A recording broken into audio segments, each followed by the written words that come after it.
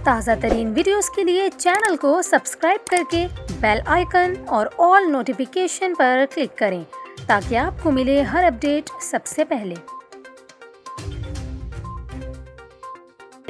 और यहाँ पर आपको खबर दें, सिंध के शहर ठट्ठा में बारिशों के बाद हालेजी झील से मगरमच्छ बाहर आ गया। वाइल्ड लाइफ हुकाम के मुताबिक मज़कूरा मगरमच्छ को जंगशाही लिंक रोड पर बारिश के पानी में तलाश कर लिया गया है। वाइल्ड लाइफ हुकाम ने बताया है कि मगरमच्छ को पकड़कर दोबारा हालेजी झील पहुंचा दिया गया है। दूसरी जानिब आपको बताएं कि बलूचिस्तान के इलाके सोराब में तूफ़ानी बारिशों से नदी का हिफाजती बंद टूट गया।